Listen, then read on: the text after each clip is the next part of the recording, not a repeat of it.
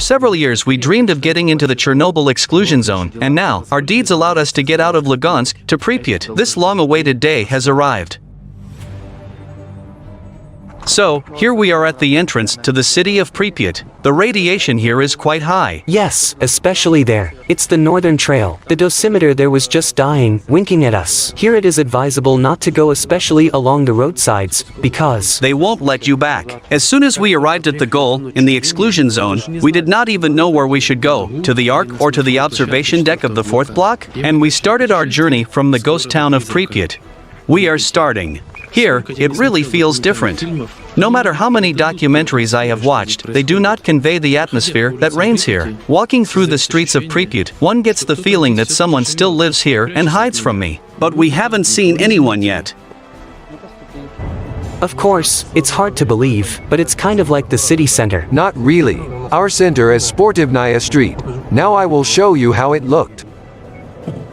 We found a large radioactive background in the park, near the Ferris wheel, which was planned to be launched on May 1, 1986. As far as I know, it was here that helicopters landed, which dumped bromine-containing sand into the reactor. There are many legends about this amusement park. The most common one is that this wheel has not made a single turn, a symbol of unfulfilled childhood hopes. And the second version is that this wheel worked on the 26th and 27th of April, in order to prevent a panic mood. This is just a lie. In fact, the park was launched twice. These were test runs, when people could ride on the attractions, the autodrome, the wheel.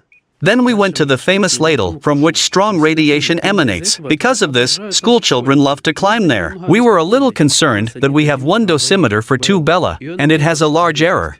But it is able to show us a high background. And it was reassuring. So far nothing has been heard. And how did it get here? Here was the robotics workshop, post-accident. And what is it for? What it is intended for. History is silent. Already there is some feeling. Yes, it squeaks a lot. Yes, it is interesting to visit the Death Bucket, one of the most famous sites of Pripyat. We're taking in too much, right? Into yourself.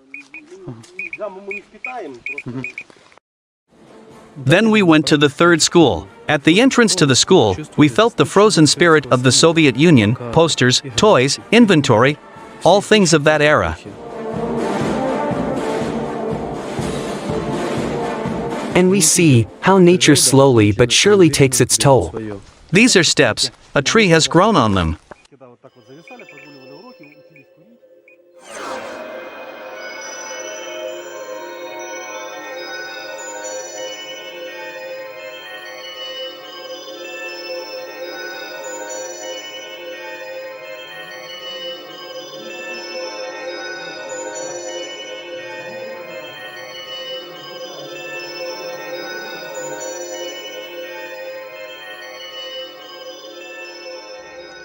Finally, we came to the Azure Pool, which worked until 1997, while the station was in operation. Employees of the enterprises of Pripyat came here for a swim after a working day. At that time, all communications in the city were in good condition. There was hot water, electricity, the pool could work. But what it has become now is very sad. The gym is rotten, broken windows due to aluminum frames, the paint is peeling off everywhere, the tiles are falling off.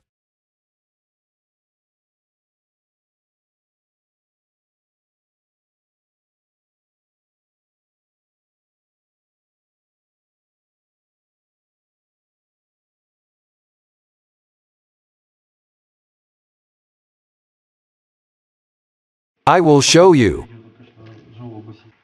It was here that I swam, like all other people. Here we had compulsory swimming lessons. Every Thursday, at least in my class, the first 2 lessons were held here. Serious pool and depth is good.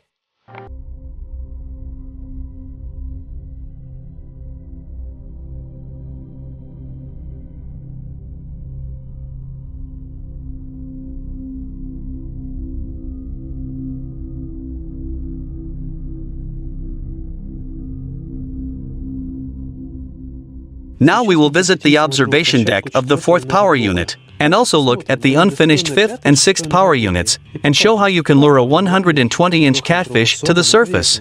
Let's go! The first thing I would like to say is that the territory of the station itself is huge. Even from afar, I was surprised at how gigantic the sarcophagus was being built. But on the other hand, this explains why the construction takes so long. The construction of 30,000 tons of steel looks very impressive. From a distance, a person looks smaller than an ant against this background. But at the entrance to the observation deck, we were haunted by the radiation background, from which the dosimeter burst.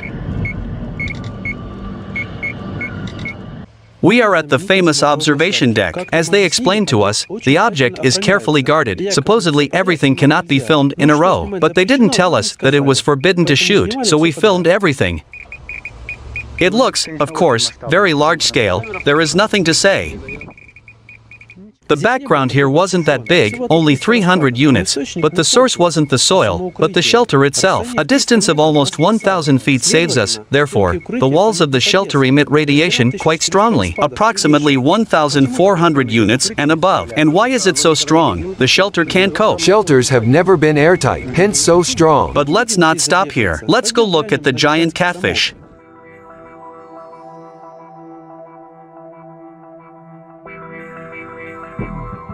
Oh, there are a lot of them. Will they sail away? Vice versa. They think that there are people here and swim up. It is a pity that there is no bread, but I would have to throw a whole loaf. Oh, we forgot to take the bread. It's a pity. They know that they are fed here. They were fed here even before the accident. And by the way, I forgot to tell two unusual features. The first is that catfish, as a rule, live in depressions on the bottom and feed on carrion, but here, in order for them to surface, you just need to tap your foot on the bridge. And the second feature, the fact is that this fish grows throughout its life. Well, let's look at future impracticable projects. 5th and 6th blocks. It was for them that these cooling towers were built. When approaching, we found just a giant garbage dump, something from refrigerators, something from other units. But none of these things radiate. We hadn't even left, when all of a sudden,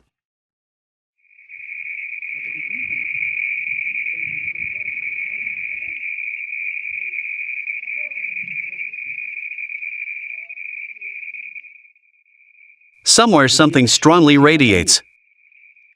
For several minutes, we ran in search of a source. And just like that, we found it. Somewhere in this place lies something radioactive. Perhaps some kind of pebble, buried somewhere about half a meter. If it had not been buried, it would have radiated much more strongly. Of course, one does not want to think that there is a radioactive repository near the cooling tower. The cooling tower itself is huge. You can feel the construction on a grand scale, in the style of the Soviet Union. There is a lot of space here, at least you can fly on balloons. And now let's go to the cooling pond where the fish was raised before the accident. Judging by the remains, there were large fish here. There is a severe drought this year, and what used to be under the cover of water can be easily seen. And here is the place where the fry are raised. Looks cool. Wow. Test tubes. In these things they grew up. Fry were obtained from caviar. They were grown to a certain size and released. Well, we finally got to a unique technical facility that is so inexplicably drawn to itself. This is an ark. The complex got its name ark due to the fact that it seems to look beyond the horizon. The sand is like the sea. And the Russian woodpecker has long been nicknamed by foreigners for this sound. Since it worked at frequencies from 3 to 18 MHz, and in some countries intersected with their civilian frequencies. To be precise, the Arch over the Horizon radar station is designed for early detection of launches of intercontinental ballistic missiles. Its range is up to 6,000 miles. Not far from the checkpoint, firewood is lying around. I wonder if it is for heating or for further export. As soon as we started to approach, we heard some strange sound. It is somewhat similar to the sound when a ship is deformed during a storm. But no. As we were explained, this is the so-called arc singing. That is, when the wind penetrates the partitions, such a sound is obtained. What is that creaking sound? It is so voluminous that you can't even understand where it comes from. Judging by the height, I can only guess what kind of foundation is under it. The one who saw it will not be able to convey these scales. See those ditches? These are large drops that wash out the sand under the antenna. When we walked under the antenna, we thought that we would not even reach half. It is just huge, and walking on the sand is not so easy. According to approximate data, its length is from 1,000 to 1,600 feet, and the height is in the range of 440 to 500 feet, and weight 26,000 tons. Next to it is a slightly smaller antenna for a higher frequency. We were also told that roofer stalkers get to the top in about 1.5 hours, but they have climbed similar objects before. This is the same climb for stalkers, where they climb, right? The most interesting thing is that only officers could use this elevator when it was built and tested. And the soldiers had to crawl up the stairs. Most likely, yes, so as not to relax.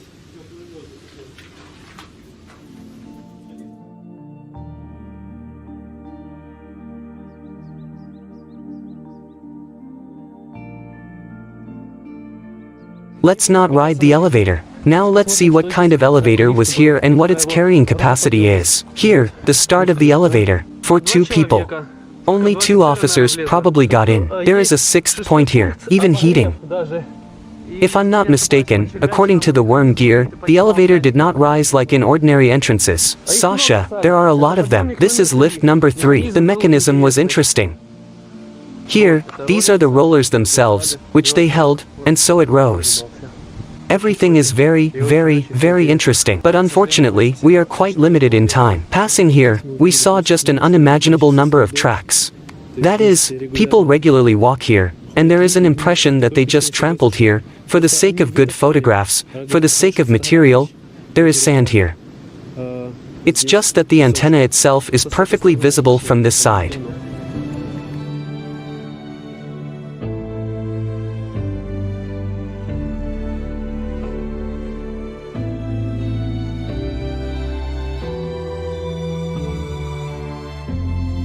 Only 3 such complexes were built. One in Nikolaev, an experimental one, and 2 more full-fledged ones, in the Chernihiv region and in the Far East, in Komsomolsky-on-Amur. This complex is located here for a reason. The reason for this was that these antennas absorbed a huge amount of electricity, and here there is a nuclear power plant, which could fully supply electricity just nearby. But to date, only 1 antenna of this kind has been preserved. The rest had previously been dismantled for recycling. But this antenna was never able to work fully, and it was never put on full combat duty.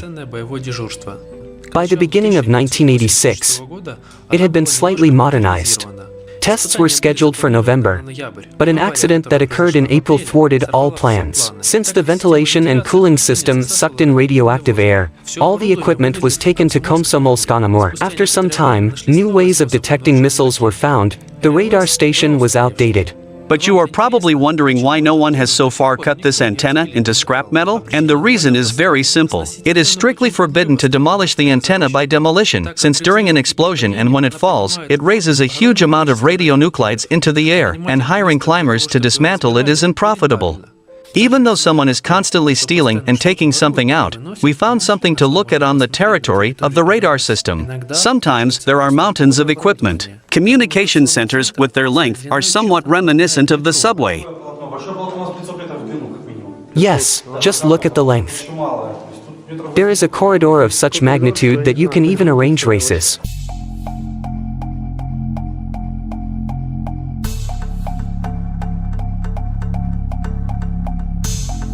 Everything is cut down.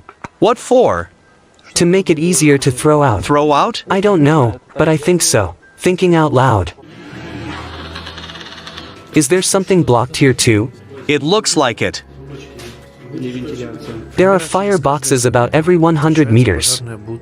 And sometimes we meet hatches. It turns out that there was a cable collector right below us, and judging by the cable brackets, there was just an incredible amount.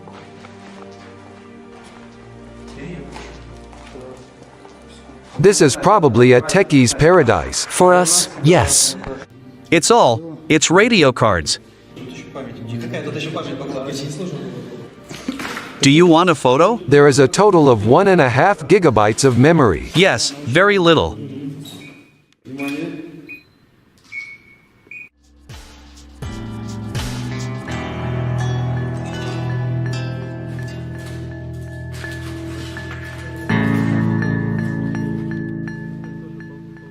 Of course, you can walk for a long time, but Chernobyl itself is waiting for us. There are a lot of interesting things there. Unlike Pripyat and other radar facilities, it's not that much of a mess.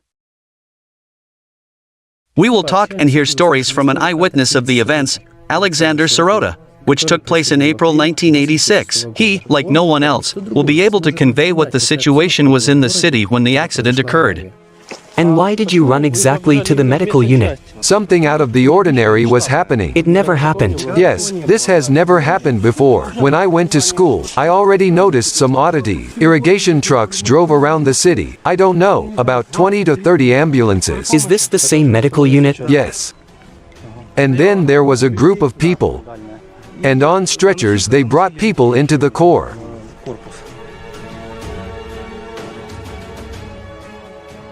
So let's go.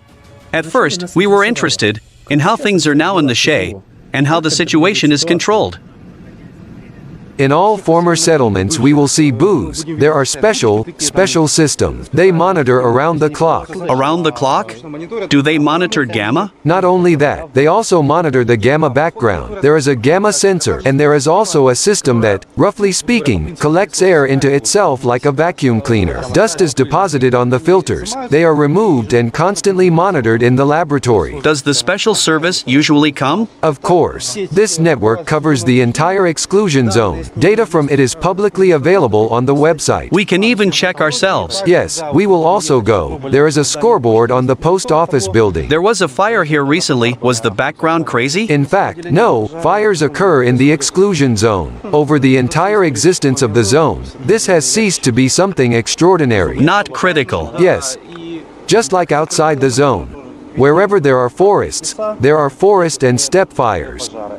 Then we went to the ARC radar station to the communication center. Alexander told how Opamni walks in places with radiation. They defiantly eat apples and stuff. They did not go through what we went through. They do not know what the death of loved ones from diseases that suddenly came from nowhere is. And so on. And they are now encouraging other young people to do stupid things.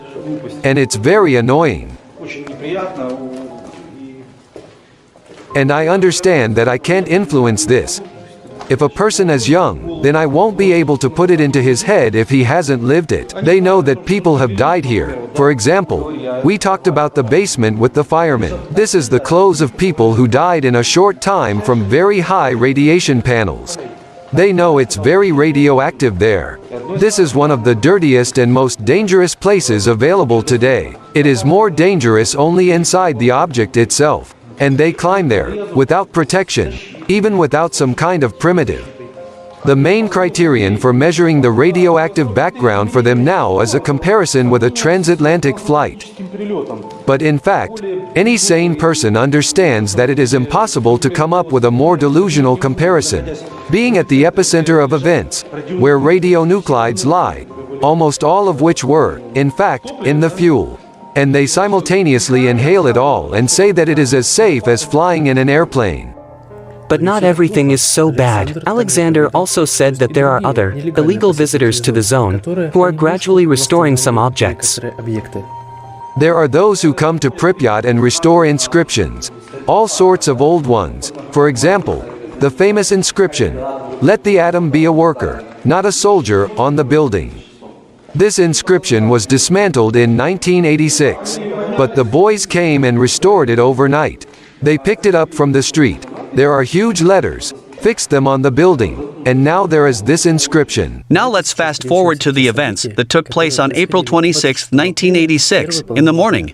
Something was smoking a little, but, in general, it was not very interesting for us, because at that time planes began to fly into the city, and it was much more interesting. That is, a huge helicopter, a military one, is also dragging something on a cable.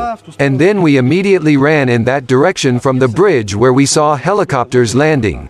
And they sat down. Well, this is what we saw, near the river port, and we again ran from the overpass. This way, past the hospital. People were still walking. We ran to the pier. When we arrived, the helicopter was gone, and along the way, we remembered that we had an extracurricular task, For the May holidays we needed to make a gift to our mother, a kind of handmade. It was necessary to take a jar, no matter what size, find clay, coat this jar with clay, stick dry peas or beans in it, and make it look like a vase.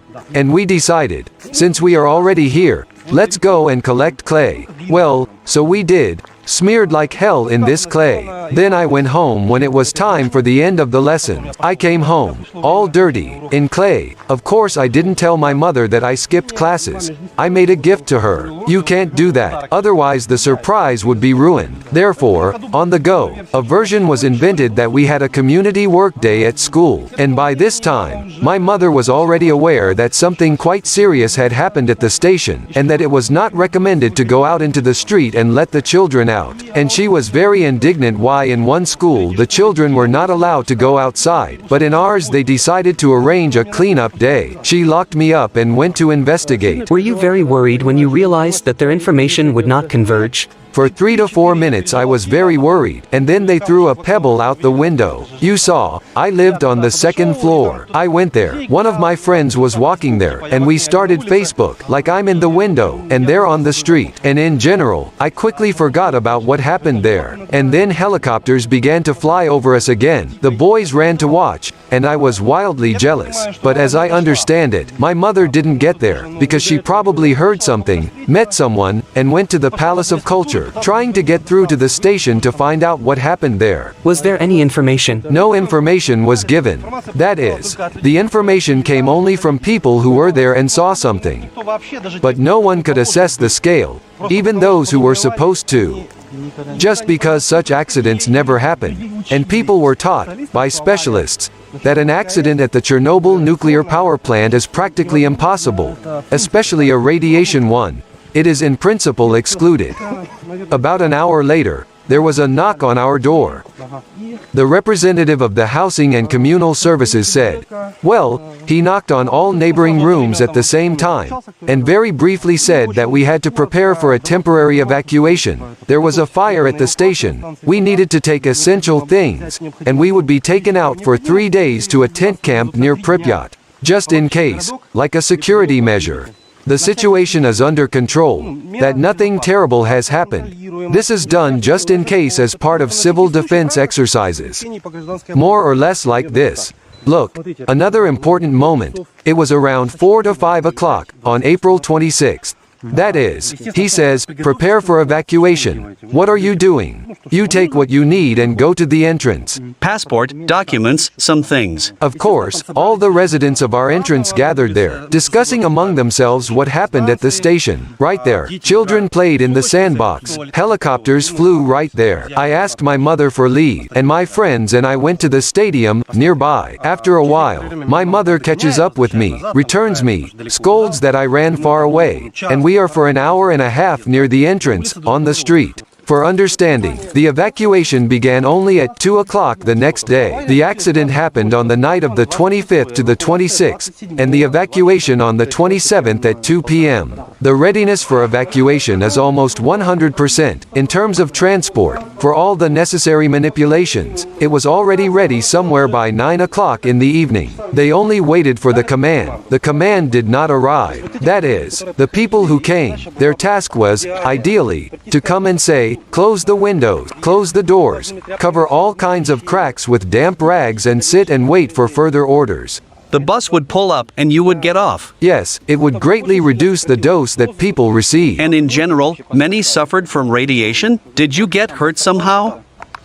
Of course, but we will not talk about this. There is a book, Pripyat Syndrome, written by my mother, Lyubov Sirota. Everything is detailed there, and I'm telling you how I, the child, saw it, and there it is told how my mother saw it. And it turned out that from later information it turned out that not only were they not going to evacuate the city, but they also misinformed, including the government, that everything was normal and under control. Already April 26th. Here is a document, relatively recently declassified, April 26, 1986, from the first Deputy Minister of Energy and Electrification, and there are major key points here. On April 26, at 1:21 a.m., when Unit 4 of the Chernobyl NPP was put into scheduled repair, after the reactor was shut down, an explosion occurred in the upper part of the reactor compartment. According to the third main department under the USSR Ministry of Health, no special measures, including the evacuation of the population from the city, are required. You just need to understand that the location of the city is a violation of all norms, too close to the station. You most likely do not remember this. Almost a year before 98 to 99, Pripyat was rarely mentioned at all. They did not write about this in any official document. Everywhere they said, Chernobyl, it happened in Chernobyl. Chernobyl is 10 miles from the station. It has 14,000 inhabitants. Pripyat is 1.5 miles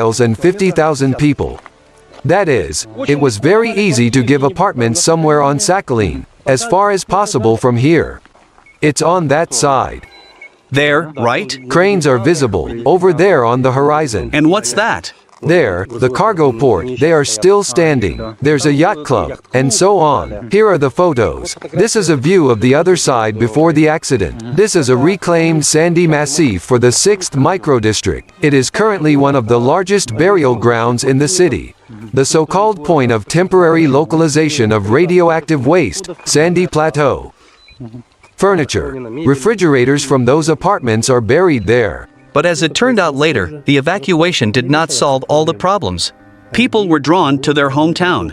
And in Pripyat, despite the fact that everything is abandoned, I can come to my apartment. I can come to the place where I spent the best part of my childhood. The entrance is blocked, you see?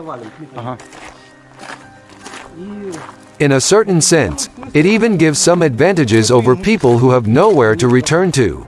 Although, of course, it is also sad to see how the city is being destroyed before our eyes. But, built in the 70s, 16 years in operation, 30 years without operation, without running water, without heating. This is essentially the future of all buildings in the city. Brick earlier, panel later. Here is the entrance to my classroom, here on the first floor. In conclusion, we fished a little. Biting? Oh, something is moving.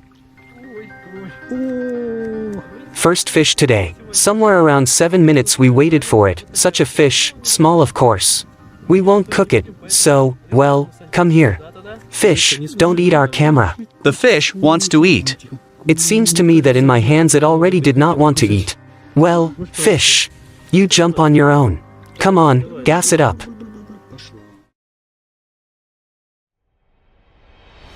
Chernobyl. From this city, many goosebumps run down the skin. And someone has a burning desire to go there. It earned this wild popularity thanks to the worst man-made accident in the history of mankind. In general, we just went into the store, before we came here, to drink coffee, and immediately a law enforcement officer approached us and asked to be witnesses. I'm starting to enjoy this trip more and more. We are now at the Chernobyl bus station. We are going to drink coffee. After a little search, we went to a proven place. This is the 10 Cafe. Here we took coffee and finally began to explore the city. It's really expensive, 14 hryvnia. In fact, the name Chernobyl underplayed the scale of the accident, because the city of Pripyat, which is located a little more than